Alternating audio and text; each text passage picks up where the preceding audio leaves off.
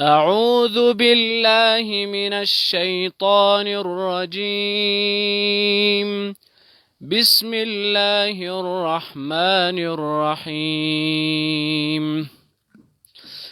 وما محمد إلا رسول قد خلت من قبله الرسل أفإن مات أو قتلا انقلبتم على أعقابكم ومن ينقلب على عقبيه فلن يضر الله شيئا وسيجزي الله الشاكرين. وما كان لنفس أن تموت إلا بإذن الله كتابا مؤجلا ومن يرد ثواب الدنيا نؤته منها ومن يرد ثواب الآخرة نؤته منها وسنجزي الشاكرين. وكأي من نبي قاتل معه ربيون كثير فما وهنوا لما أصابهم في سبيل الله وما ضعفوا وما استكانوا والله يحب الصابرين. صدق الله العظيم.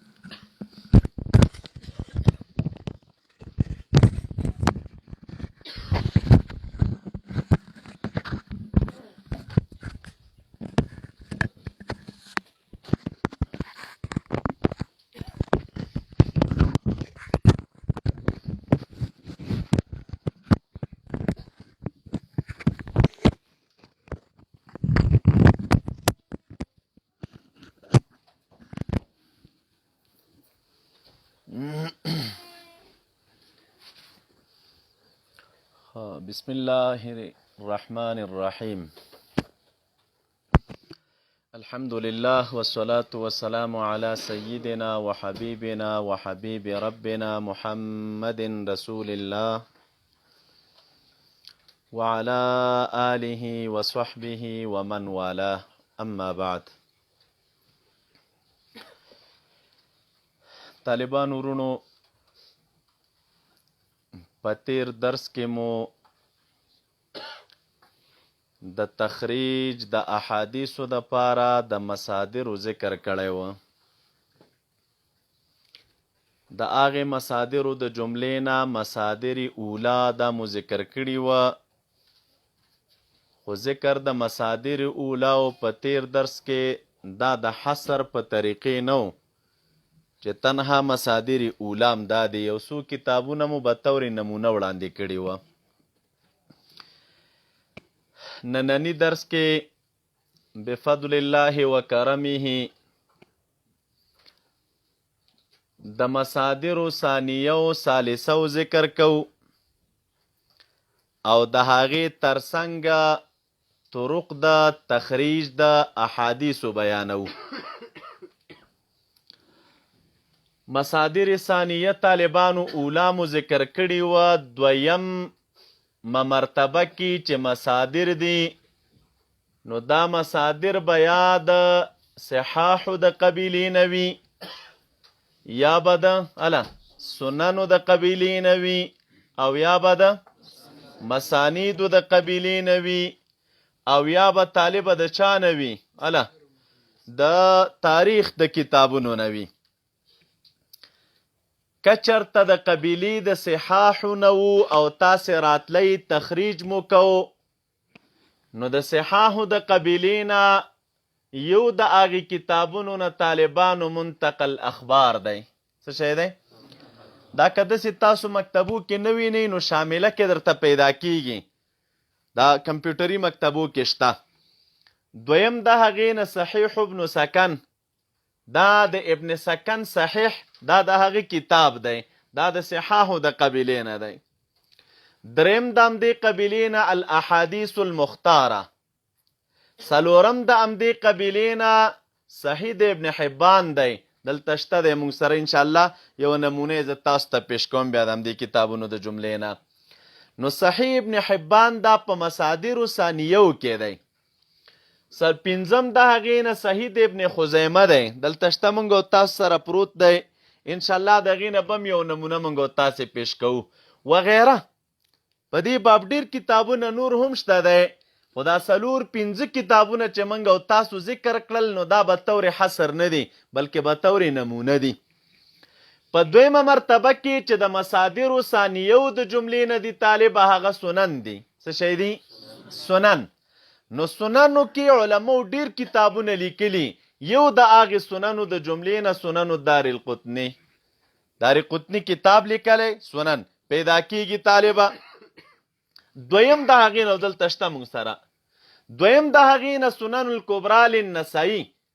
امام نسائی چې دی سنن الکبرا لري، دا دویمه مرتبه کې. دریم بیا چې دی سنن الکبرا والصغرا للبیهقي.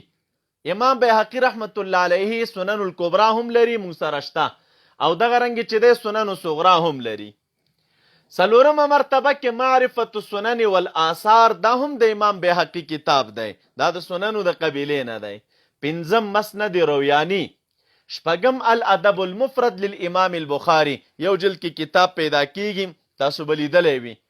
اوم نمبر مستدرک د حاکم دی. او اتم سنن سعید ابن منصور. او نهم د هغې نه شرح السنه للبغوي، دا چې امام بغوي کوم کتاب لیکلی او مونږ او تاسو یې مشکات کې نمونه یینو. نو دا هغه کتابونه دي چې دا د قبیلې د سننو نه دي. دا داسې دي چې تاسو هغه نومونو سره لږ اشنایان شئ، بیا که مکتبه کې کتاب ګوري او نوم یې درته په نظر راشي نو تاسو خپله پوهېږي چې دا کتاب د کومې قبیلې نه دی. دې کې ستاسو ډېره فایده کېږي.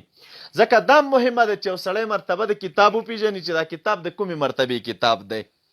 مکتبو کې خو ډېر کتابونه ایښي وي، ملا چې یو مسلې پسې ګرځي په دې سور نه پوهېږي چې یاره زه اوس دا مسله کوم کتاب کې وګورم، سره کمې وګورم. نو دې سره ستاسو ډېر انشاءالله هغه تمرین کېږي. بل د هغې نه طالبانو درېیمه مرتبه کې مسانید دي. نو مسانیدو کې چې موږ او تاسو ته په نظر راځي، یو د هغې نه چې مشهور مسند دی، مسند د امام احمد رحمه الله دی، او دا شته انشاءالله نن ما دلته راخستی او تاسو ته به زه د دې څه شی پیش کومه نمونې. دویم د هغې نه مصنف عبدالرزاق دی موږ سره شته دلته. دریم مصنف ابن ابي شیبه دی دلته شته موږ سره. څلورم مسند شافعي دی. پنځم مسند حمیدي دی، نه لرو. مسند شافعي نه لرو.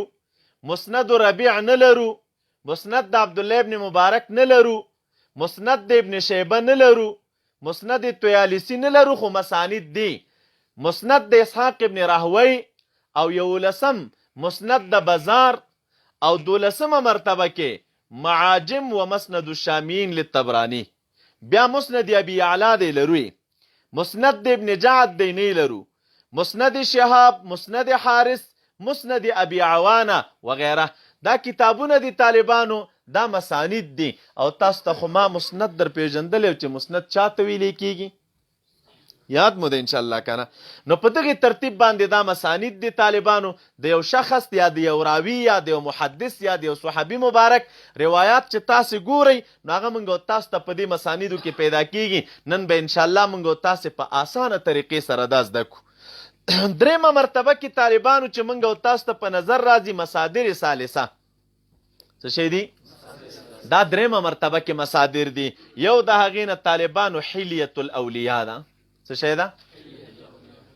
دا زموږ ستاسو اکثره دوستان حلیة الاولیاء وایي، خو حلیه طالبه غلط ده، بلکې څه شی ده؟ حلیة الاولیاء ده. حلیه چاته ویلی کېږي؟ ګاڼه، زیور، د اولیاو ګاڼه. نو دا چې دی طالبه حلیه ده. او دغه رنګې دویم د هغې نه کتب ابن ابي الدنیا. دا ابن ابي الدنیا یو مشهور محدث تیر شوی دی او د ډیر زیات کتابونه لیکلي. او دلته هغه کونج کې موږ او تاسو سره موسوعه پرته ده، موسوعه د ابن ابي الدنیا. وروستو د کتابونه چا راغونډ کړي دي، ټول یو ځای کړي، نو هغې ته څه ویلی کېږي؟ موسوعه. څه ورته ویلی کېږي؟ موسوعه. نو دا د کتابونه دی او ډیر بهترین رسایل پکې دي. کم وس ورته کېږي ځان ته پیدا کړي. نایاب روایتونه لري، نایاب رسایل لري په دې کتابونو کې. انشاءالله هغې سره به موږ او تاسې خواري کوو. بل کتب د ابو شیخ دی او په دغه باب باندې چې دی کتب د زهد وغیره چې څومره علما او زهد باره کې کتابونه لیکلي دي نو ابواب الزهد یا کتاب الزهد وغیره نو هغې نه تاسو په دې باب استفاده کولی شئ. بل د هغې نه جامع الاصول لابن الاسیر له کابل وره چې تاسو ته ما وویل، ترغیب و ترهیب د علامه منذري، بل اتحاف خیرة المهره، بل د هغې نه کنز العمال دی، مجمع الزوائد دی، جمع الجوامع یا جامع الاحادیث. او بیا کزی تاسې ورپسې اخره کې کتب د تاریخ او د اسماء الرجال دي نو ابن عدي لیکلي دي الکامل په نوم دلته موږ سره پروت دی. دا کامل دی ابن عدي دی. دی کتاب لیکلی دی په تاریخ کې د اسماء الرجال حالات. انشاءالله هغه زه تاسو ته واضح کوم چې تاسو څنګه کولی شئ چې په راوي باندې تحقیق وکړي. دا به زموږ ستاسو د دې فن پورې تړلې خبره نه ده، ځان ته جدا بیله مستقله خبره ده، خو په هغې باندې به انشاءالله موږ او تاسې تفصیل کوو. په دې باندې خو تاسو ورسېدلی نو دوه ګټې شوې موږ او تاسو ته. یو دا چې د کتابونو سره اشنایان شو چې دا کتاب د دغې قبیلې نه دي، او دویمه ګټه مو دا وکړه چې په هغې ترتیب باندې هم پوه شو. مصادر اوله هغه کوم دي، مصادر ثانیه کوم دي، او ورپسې څه شی طالبه مصادر ثالثه کوم دي چې باید موږ او تاسو د هغې دپاره څه شی وکړو، خواري وکړو او یو څوک که تخریج کوي د دې ځینه. دا تلک خراب کم دوستان چې درس زمونږ ویني نو انشاءالله ټول مهم و د اولې ورځې نه، خو د دې ځای نه بعد چې هغه اصل مقصد زمونږ کوم دی نو هغه شروع کیږي. په ګروپ د واتساپ کې چې دی مونږ کتابونه لیږلي وو، هغه کتابونه به دوستان ځان ته را ډاونلوډ کړي او د هغې نه انشاءالله نن یوه نمونه زه ښیم تاسو ته، تاسو خپله بیا په اسانۍ سره کولی شئ چې هغه حدیث مبارک په صحیح طریقې سره را پیدا کوي. دا هغه خبرې وي طالبه چې دا کمې موږ او تاسې وکړي زموږ او ستاسو د دې درس دپاره به طورې مقدمه وي. څه شی وي؟ مقدمه ورته وی، تمهید ورته وی، هر څه شی چې ورته وی، خو تر دې ځای پورې زموږ او ستاسو د درس دپاره دا خبرې به طورې مقدمه وي. راځئ اوس اصل خپل مقصد ته راځو. نو دا ذکر کوو اله طرق تخریج الحدیث. دا ځان سره ولیکئ، طرق تخریج الحدیث.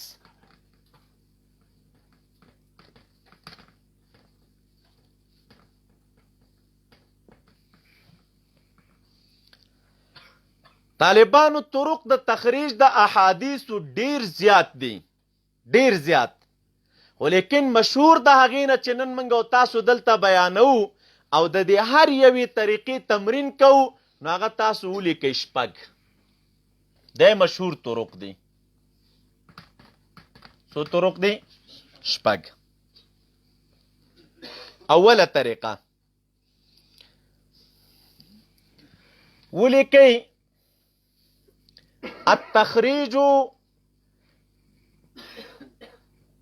التخريج عن طريق معرفة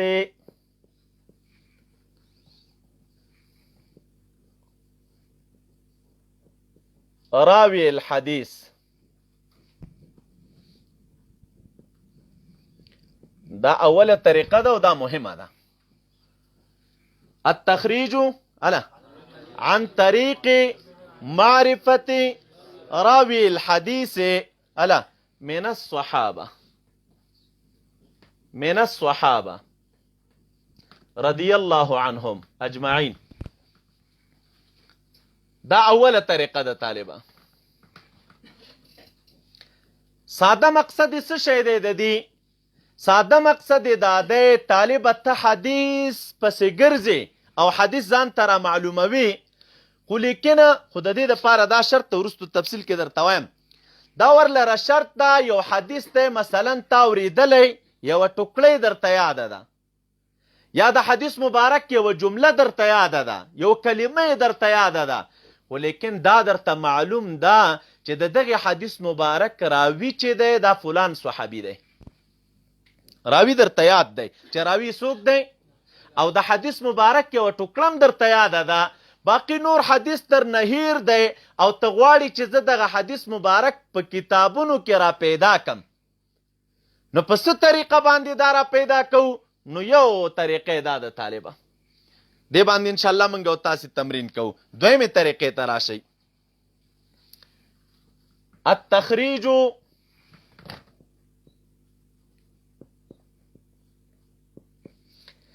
عن طریق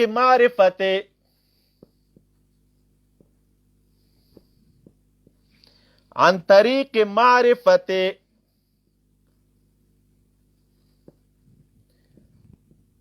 اول لفظ من متن الحديث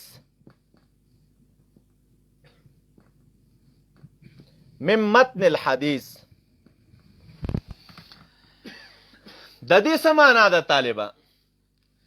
راوی وغیره درته یاد نه دی، خو لیکن د حدیث مبارک د متن نه د اولنی لفظ یا اولنی جمله درته یاده ده.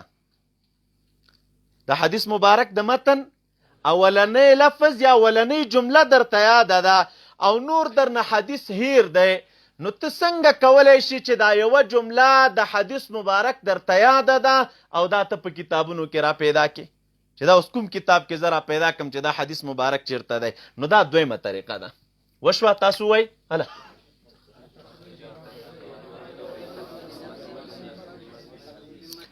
دریم ولیکئ طالبه، پوه خو شو انشاءالله، الله دې وکړي چې موږ او ستاسو لیدونکي ورونه پوه شوي ورباندې. دریمه طریقه ولیکئ.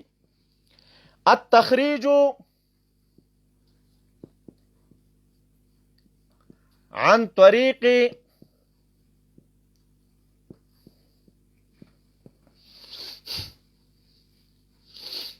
کلمة ممیزة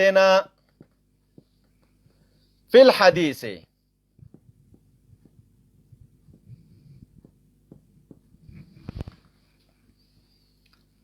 التخریج عن طریق کلمة ممیزة فی الحدیث. دا حدیث مبارک چې ته کوم معلومول غواړي، په دغه حدیث مبارک کې طالبه یوه کلمه ممیزه ده. څه شی ده؟ کلمه ممیزه څه معنا ده؟ یعنی یا یو غریب لفظ دی پکې، ناشنا لفظ دی پکې په نسبت سره چاته نورو احادیثو ته، او تا ته هم دغه غریب او ناشنا لفظ یاد دی، نور څه درته یاد نه دي، او ته غواړې چې دا حدیث مبارک را پیدا کړې، نو دا طالبه دریمه طریقه ده. څومه طریقه ده؟ دا دریمه طریقه ده. تاسو وایئ یو ځل هله. وشوه؟ په مقصد هم پوه شوئ. څلورم ولیکئ طالبه. التخریج عن طریق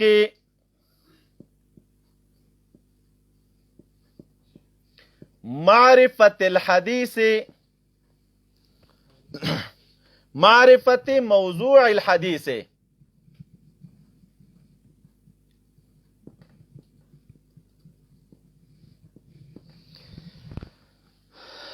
وشوه؟ یو حدیث مبارک دی طالبه، دغه حدیث مبارک موضوع یا مفهوم درته یاد دی، او دغه حدیث مبارک ته دغه حدیث د موضوع او د مفهوم د لحاظه معلومول غواړي. نور اگاه نه یې، خو موضوع د حدیث درته یاده ده هله، او مفهوم د حدیث یاد دی درته، نور هېڅ شی هم درته یاد نه دي، او ته را لګېږي دغه حدیث مبارک را معلوموي.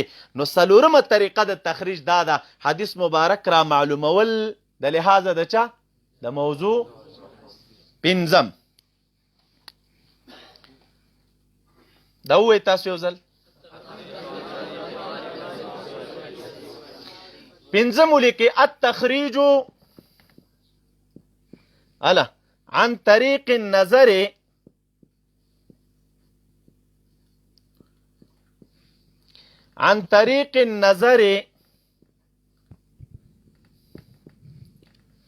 في حال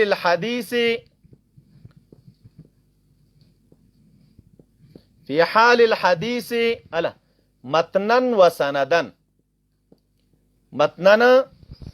وسندا.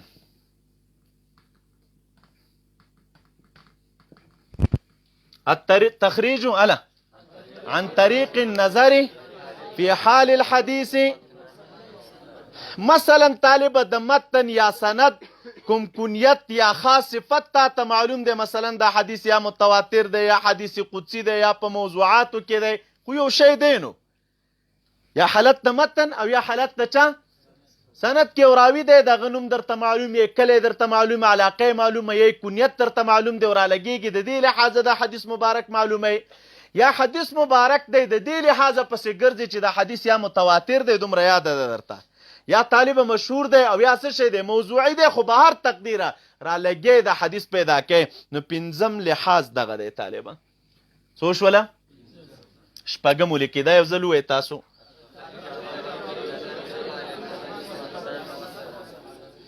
پنځم ولیکئ التخریج عن طریق معرفت لفظ الحدیث،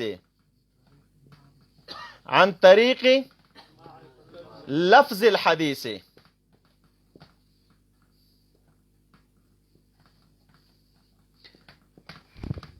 او دا هغه څه دي طالبه یو حدیث مبارک یو لفظ درته یاد دی بس، او تر لګيږي د دغه یو لفظ نه حدیث مبارک را معلوموي، خدا خو ان شاء الله غ پاسنیو سره د سره یو شیخ کاری. خدا شپږمه طریقه چې موږ تاسو انتخاب کړی دا غوړه کړی مو د چا د پاره دا د نوې ټکنالوژي چې ان شاء الله کمپیوټر کې کومه خبره موږ تاسو کو او یو حدیث مبارک پسې ګرځي نو د کمپیوټر اسانه طریقه دغه ده، یو لفظ د حدیث مبارک درته یادو څنګه کولای شم چې حدیث مبارک نور را معلوم کم، دا به ان شاء الله شپږمه خبره په دې ځبان خو تاسو پوه شوي، اشکال خو بنوي پات ان شاء الله. راځي دا خراب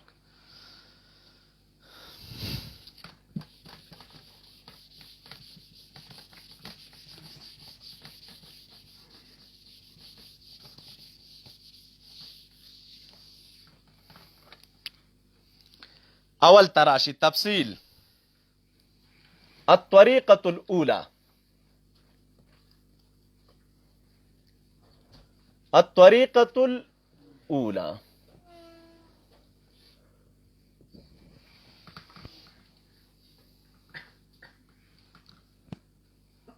وشوا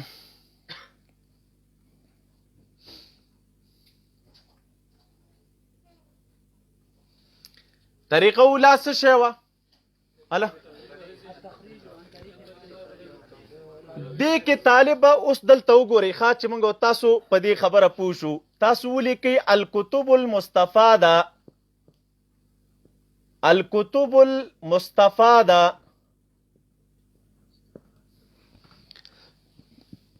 في هذه الطريقة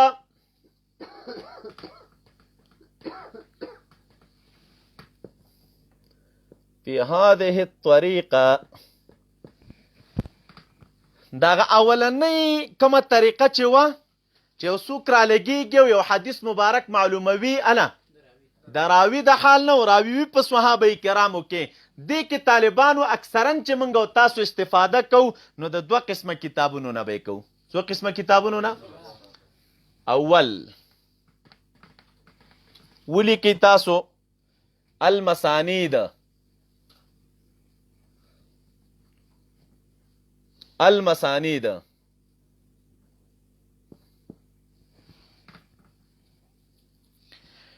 دویم ولیکئ طالبه اطراف الحدیث، اطراف الحدیث. په اوله طریقه کې د څو قسمه کتابونو نه استفاده کوو؟ کوم المسانید او دویم مسانید. خو موږ تاسو پیژندلی کومو کتابونو ته ویلی کېږي؟ اله مسانید هغه دي چې په هغې کې د مختلفو صحابه کرامو روایات راجمه وي او د یو صحابي مبارک تمام روایات یا ټول چې کوم دته را رسېدلي دا په دې کې سره راجمه وي. نو دغه کتابونه چې علماو لیکلي تاسو ته اوله ورځ ما ویلي وه، بعضې علماو دا کتابونه لیکلي دي د حروف تهجي په شکل. مثلا د یو صحابي مبارک په نوم کې اوله کې څه شی ده لکه ابو هريره وغیره وغیره یا انس ابن مالک رضی الله عنهما، نو چاپ دې ترتیب باندې لیکلي دي. بیا ورپسې چې د چاپ په نوم کې اوله کې با راځي بیا دغې نومونه راجمع کړي، بیا تاسو هم داسې تر اخره پسې ځئ. نو یو کار پکې دا دی طالبه ځینې علما بیا رالګېدلي وي کتابونه یې لیکلي وي په حیثیت د قبلولو د اسلام، په حیثیت ته چا قبول الاسلام څه معنا؟ یعنی دې ته کتلی دي چې د رواتو کې اول اسلام چا قبول کړی، دغې نه بعد بیا اسلام چا قبول کړی، بیا اسلام چا قبول کړی. نو مسانی دې په دغه ترتیب باندې لیکلي چې اول چې اسلام قبول کړی نو دغه روایت وړاندې، بیا چې دغه پسې په تاریخ کې وروستوي نو بیا دغه روایت راخستی، بیا چې دغه پسې په تاریخ کې وروستوي نو بیا دغه روایت راخستی وي. نو ځینې علماو دا کتابونه دغسې لیکلي وي. ځینو علما کرامو دا کتابونه لیکلي د قبایلو په حیثیت باندې، لکه بل تاسو ته ما ویلې یو صحابي مبارک دی د یوې قبیلې، بلم د دې قبیلې دی، بلم د دې قبیلې دی، او نور پکې څه شی دی د ډېرو بس مختلف قبایلو نه دي. دا د یوې قبیلې روایت را جمع کړي، د بلې قبیلې روایت بیا را جمع کړي، د بلې قبیلې روایت بیا را جمع کړي. لکه دا شته مسند الشامین، تاسو ته ما ویلي مسند العراقیین، د شامیینو مسانید دي، د عراقیینو مسانید دي، د سره راغونډ کړي وي. نو بعضې ترتیب دغسې وي طالبه. ځینې علماو بیا دا کار کړی وي هله په اعتبار د شرافت د نسب سره. داسې کتابونه هم شته په اعتبار د چا سره؟ چا شرافت د نسب ته کتلي، د نسب په نسبت د ډیر اشرف دی، د ډیر اشرف دی، په دغه اعتبار باندې دا کتابونه را جمع کړي وي. خو بهر تقدیر طالبه مسانید دي. څه شی دي؟ نو یو طریقه چې موږ او تاسو استفاده کوو په دې اول بخش کې، نو هغه به د چا نه کوو؟ د مسانیدو نه. او دویم د تام په سپک نظر مو ګورئ ښه، دا زده کوي طالبانو، دا ډیر مهم دی. وروسته بیا تاسو د دې په قدر پوهېږئ چې کله فن دا حدیثو ته تاسو کښېنئ. او د میډیا ملګري بس معلومه ده الحمدلله ډیر د خوشحالۍ ځای خو دا دی چې په ګروپ کې اکثره علما دي موږ سره، تقریبا 240 ته به قریب وي. نو اکثره پکې علما دي، ځکه شخصي کې میسجونه کوي، پوښتنې کوي، مدرسین علما دي. دا زموږ او ستاسو دپاره د خوشحالۍ ځای دی. تیر درسونه چې زموږ او ستاسو کومو د کتابونو په هغې کې هم اکثره علماو او رابطې به یې کولې، داسې برحاله علماو چې خپل کتابونه درس کول. نو دا زموږ او ستاسو دپاره د خوشحالۍ ځای دی. او که بیرون نه ملګري زموږ درسونه تعقیبوي، او که تاسو دلته حاضر ناست یاستئ، دې ته په سپکه مه ګورئ. دا به داسې ووایم زما تر نظره نه ده تېره شوې، والله اعلم که وي به، خو لیکن د میډیا د لحاظه او بیا د پښتنو په اصطلاح یا د پښتنو په ژبه، نو دا به اول ځل وي چې دا مسایل میډیا ته راوځي. که نور عربانو علماو واضح کړي وي، نور واضح کړي وي به، خو لیکن په پښتنو کې د میډیا د لحاظه چې په دغه فن په دغه طریقه باندې غږیږو، نو دا ابتکار به اولا زمونږ او ستاسو الحمدلله ور باندې وای. او فن هم عجیب دی، اشنایي و ممارست غواړي. د ډیرو خلکو به ورسره اشنایي نه وي، خبرې ډیرې مفیدې دي. نو دې ته تاسو په سپکه مه ګورئ چېرې دا کوم اسانه شی او دلته موږ راغونډ کړو دغه دی وایو. نه نه، دا به تاسو ته هغه وخت کې په کار راځي چې کله تاسو کتاب مخې ته کیدئ یا تصنیف کوئ، اسباب نوي جدید در سره نه وي، بیا په دې پوهېږي چېرې دغه فن څومره مهم و. نو تاسو ته ما ویل چې په دې کې څو قسمه کتابونو نه غالبا استفاده کوو. هله المسانید او دویم دا نور مسانید به کېدو انشاءالله په هغې کې موږ او تاسو پریکټس کوو. خو لیکن د مسانیدو د جملې نه یو ځل اوله مرتبه کې چې موږ او تاسو راخلو، نو مسند د امام احمد رحمه الله راخلو. د چا راخلو؟ مسند د امام احمد رحمه الله. طالبه ته یو حدیث مبارک درته یاد دی، راوی هم درته معلوم دی چې د دې حدیث مبارک راوي څوک دی، او د حدیث مبارک یوه جمله یا څه کلمات درته یاد دي، خو لیکن نور درته معلومات نشته چې دا حدیث زه په کوم ځای کې پیدا کم. نو را به شي مسانیدو ته. مثلا یو حدیث مبارک چې موږ او تاسو ته په دې ځای کې په کار راځي، او یو دوه درې نمونې نور هم درته درښیمه. نو هغه طالبه یو روایت دی، راوي د هغې دی حضرت علي رضی الله عنه. څوک دی؟ او حدیث هم دی د خوارجو په باره کې چې رسول الله صلی الله علیه وسلم فرمایلی دی چې په آخره زمانه کې به خلک راشي، او دا خلک به څه شی وي؟ سفهاء الاحلام، هله بعقل به وي او کم عمره به وي. دومره حدیث مبارک درته یاد دی او راوي هم درته معلوم دی چې راوي د دغه حدیث مبارک څوک دی. نور پوه نه یې چېرې دا زه چېرته پیدا کم. نو طالبه دا زموږ او ستاسو مخې ته څه شی پروت دی؟ مسند احمد. تاسو راشئ او کس دلته دا زما څنګ کې ودرېږئ چې دا کتاب دې خو ودرېږه. دا څه شی دی؟ څوک دی دا؟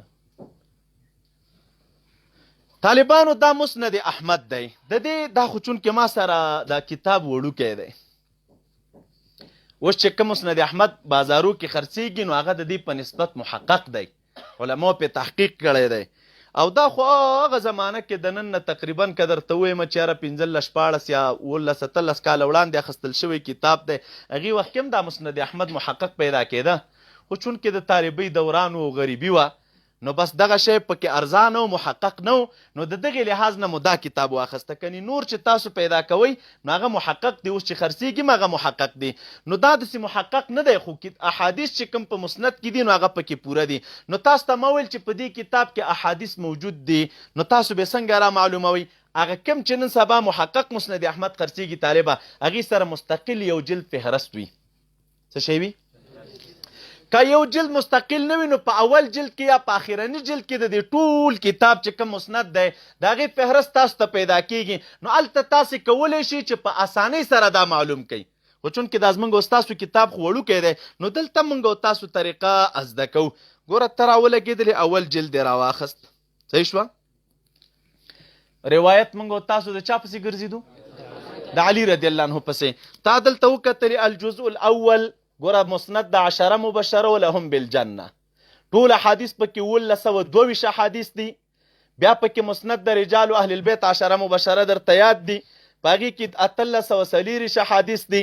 بیا لاندې چې موږ وکتلې مسند عبدالله ابن مسعود، په دې اول جلد کې د عبدالله ابن مسعود رضی الله عنه روایات دي طالبا 900.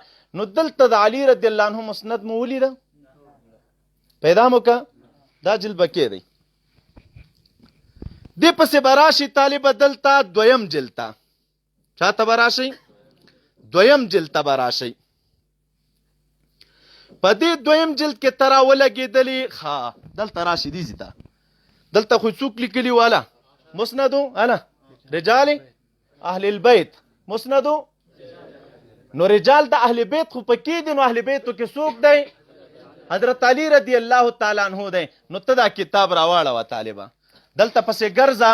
نو په اوله مرتبه کې ګوره مسند ابي بکر صدیق داسې پسې راړوه، دویمه مرتبه کې مسند عمر ابن الخطاب، دریمه مرتبه کې پسې ځه مسند عثمان ابن عفان، څلورمه مرتبه کې چې تا ته پیدا شو نو هغه مسند د چا دی؟ اله د حضرت علی رضی الله تعالی عنه دی. مسند د چا دی طالبه؟ د حضرت علی رضی الله تعالی عنه دی. او دا مسند شریف چې شروع شوی دی نو دا د دې ځینه شروع شوی. ګوره خپل مستقل عنوان دی پکې، پاسې دلته درته لیکلي هم دي. او دی وایي ومن مسند علي ابن ابي طالب رضی الله عنه. همداسې پسې راځه اول حدیث په نظر راغی، دا شته دلته حدیث نه دا نشته، اول حدیث نه دی. دویم ته راغلی ودې کته، دویم هم نه دی. ټوکړه خو درته یاد ده د حدیث مبارک، دلته ټول روایات د ده دي. دریم نمبر حدیث ته راغلی، دلته دې پیدا نه که، څلورم کې دې پیدا نه که، پنځم شپږم کې دې پیدا نه که. همداسې پسې ځه ګورئ نو یو ځای کې خو خامخا درته په نظر راځي. اخر طالبه راورسېدلې دیزي ته، دا بله پاڼه دې راواړوله، دلته هم درته په نظر درنغی. نو دلته تیاره تاسو ته ما نښه کړې ده. دلته چې راغللې نو تا ته حدیث مبارک راغی او رقم د حدیث دی دلته طالبه 618. څوم دی؟ نو چې دا صفحه ته وکتله لاندې راغللې، علي رضی الله سند خپل راخستی، علي رضی الله عنه روایت دی. د مبارک فرمای سمعت رسول الله صلی الله علیه وسلم، ما د نبی علیہ السلام نه اوریدلی دي، یقول یخرج فی آخر الزمان، یعنی آخر زمانه کې به څه خلک را پیدا شي چې طالبه څه شی به وي؟ اله اقوام وحداث الاسنان کم عمره به وي. څه شی به وي؟ سفهاء الاحلام بعقل به وي، هوښیاران به نه وي. یقولون من قول خیر البریه، غوره ویناوې به د نبی علیہ السلام خلکو ته چې دی پیش کوي، ولیکن لا یجاوز ایمانهم حناجرهم، ایمانونه به د مریو نه ښکته کېږي نه. نو بیا فاینما لقیتموهم، چرتم چې تاسو ورسره ملاقي شوئ فقتلوهم، ولې؟ ځکه قتل د دې چې دی اجر لمن قتلهم یوم القیامه. ګوره دا حدیث مبارک په څه واسطه موږ او تاسو پیدا که؟ چېرته لاړلو؟ د راوي نوم ته لاړو. چېرته لاړو طالبه؟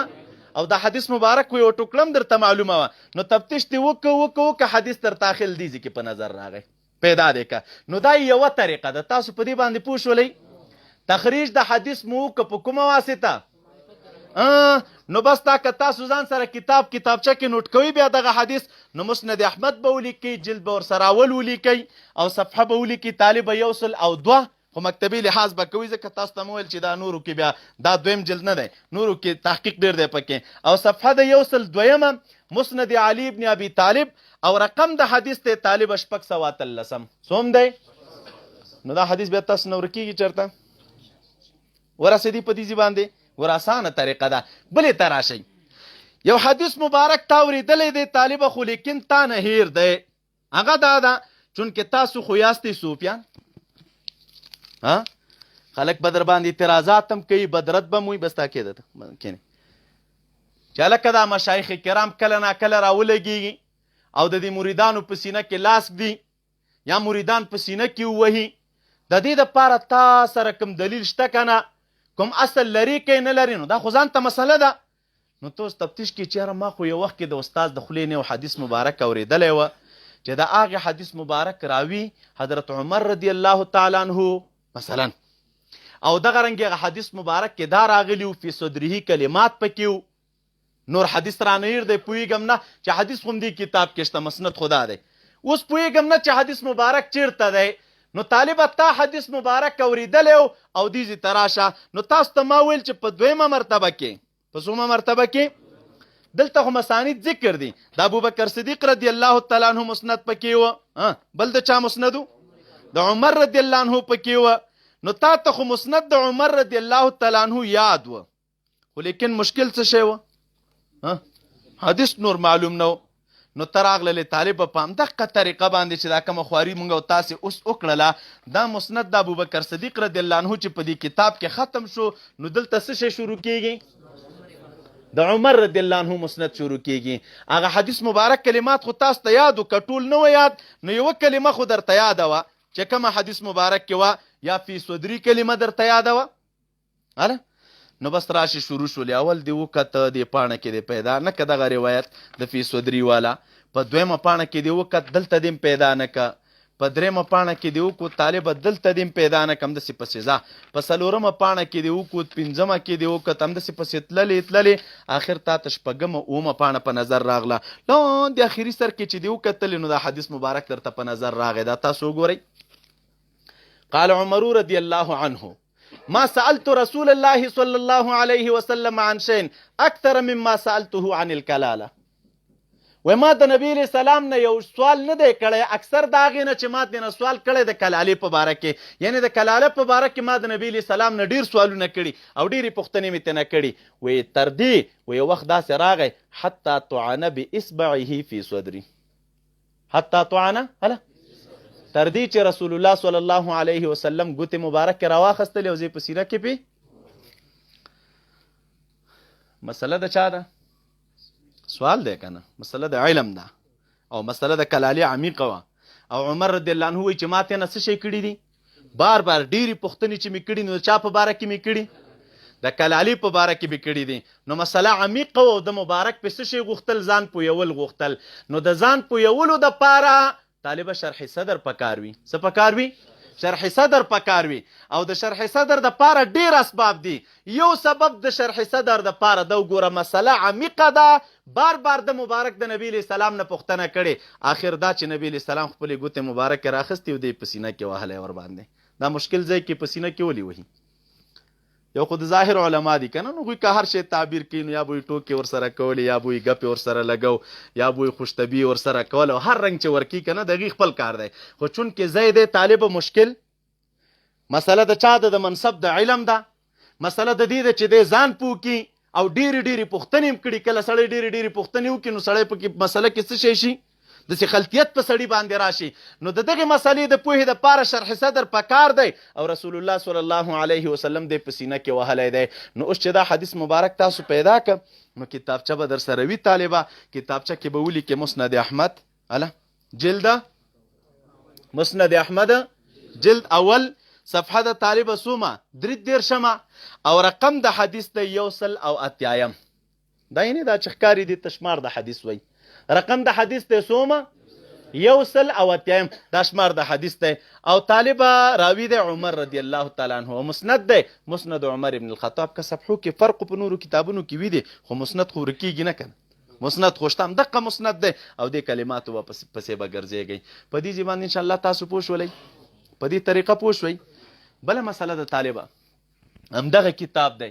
یو حدیث مبارک تا اورېدلی نور در نهیر دی چې باید زه څه وکم، خو لیکن دومره د ذهن کې پرته ده یو چا درته ویلي چې والکه دا تاسو شیخان راغونډېږئ او حلقې مو جوړې کړي وي، ذکرونه کوئ او حلقې جوړول خدا ناروا دي، دا بدعت دی، دا پلان دی، دا کار سامري ایجاد کړی، خدای مخلوق دی که نه، هر شی به اورئ د خلکو نه.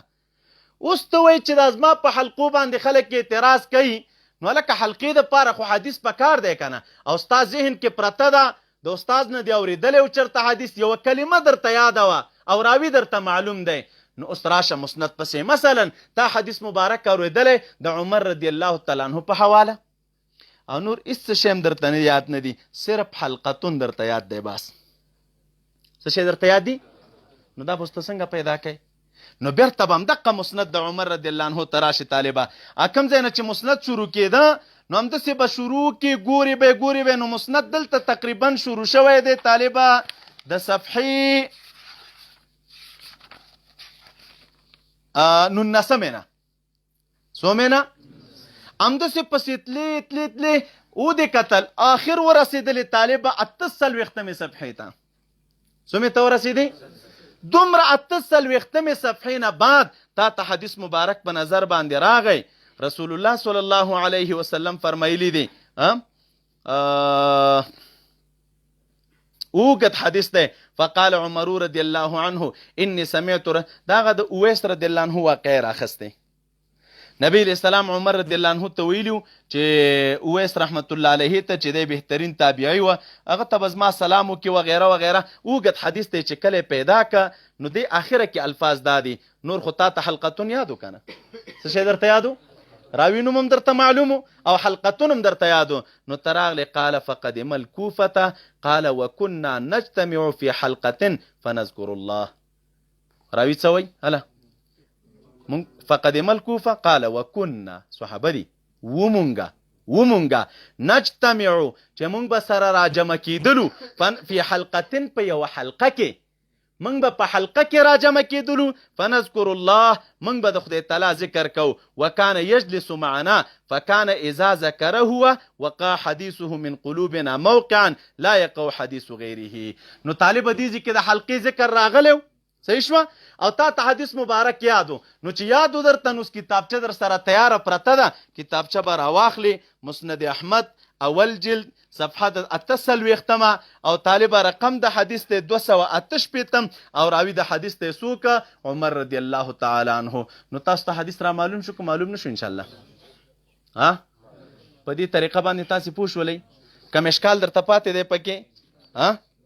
یو بله نمونه به درته وایم بیا به بس کوخه. دا خوارج او روافض خو په هر دوران کې داسې دي طالبه د پخوا نه د دوی عادت داسې تیر شوی چې یو د دروغو د اهل بیتو د محبت اظهار کوي او بل طالبه د دروغو نه څه شی کوي د اهل بیتو سره دشمنی کوي. دا کم جماعت چې د اهل بیتو اظهار کوي لکه نن سبا روافض اهل بیتو سره مو مینه ده او فلان و فلان، دا مینه خو دروغجنه مینه ده د دوی. خو د دوی په مقابل کې څوک دي طالبه؟ د روافضو په مقابل کې څوک دي؟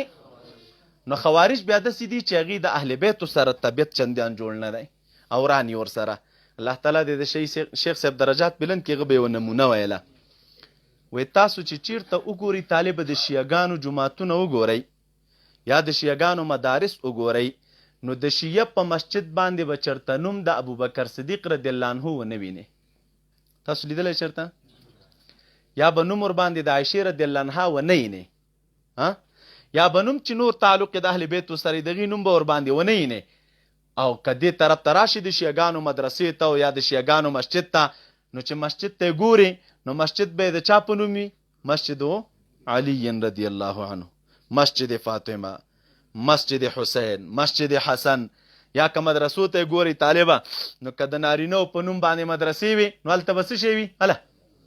مسجد علی، مدرسه علی، مدرسه حسین، مدرسه حسن، او که د زنانو په نوم چرته مدرسه جوړه کړې وه نو هلته به یې لیکلي مدرسه فاطمه الزهرا رضی الله عنهم وعنهن. نو تاسو دې ځای کې وګورئ دا خلک په دې اړخ کې نښتي دي.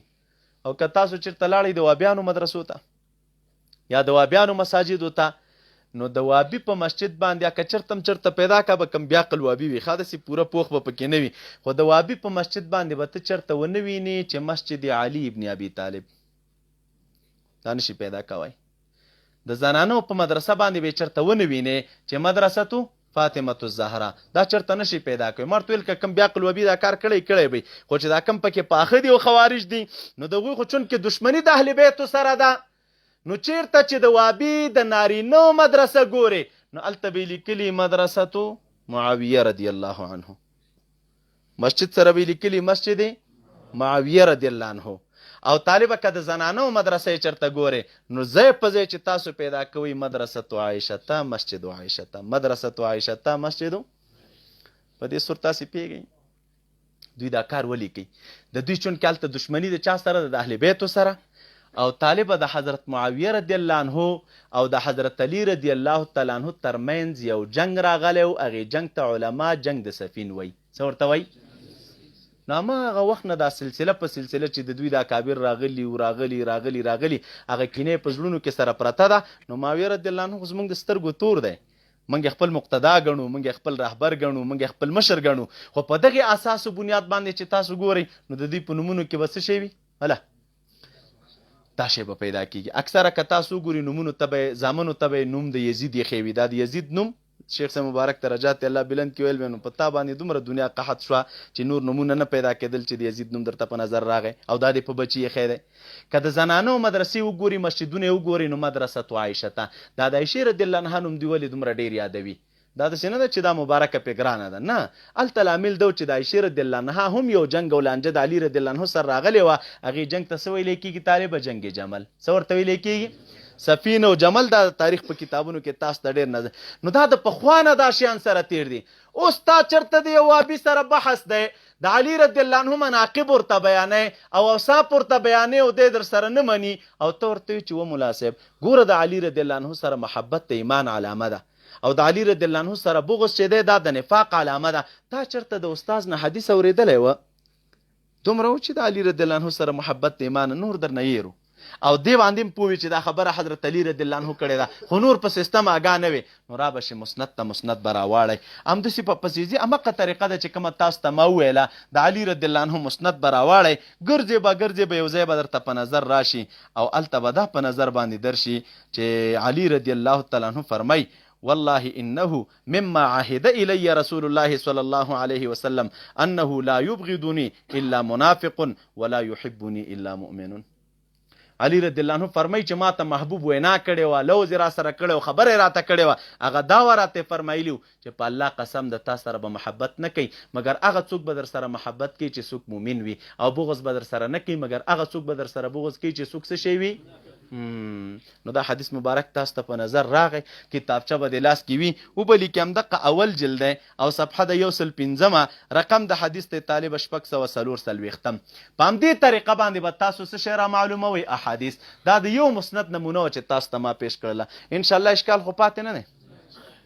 دغسې که نور مساند ستاسو مخې ته پراته دي او په هغې مساندو کې تاسو حدیث را معلوموئ او د راوي په نوم باندې د راوي په حواله باندې نو طالب هغه به څه شی وي همدا طریقه به بل مسند راواخلی بل مسند راواخلی. دا خو یوه نمونه وه. یو بل مسند تاسو را پیدا کړي دغه حدیث پکې وګورئ چې کوم تاسو ته مه ویل ځان سره مو یو حدیث مبارک یاد کړی مثلا نور در نه هیر دی او ته پسې وګرځېدلې چې دا حدیث مبارک د چېرته را پیدا کړم نو دا تاسو ته په نظر درځي.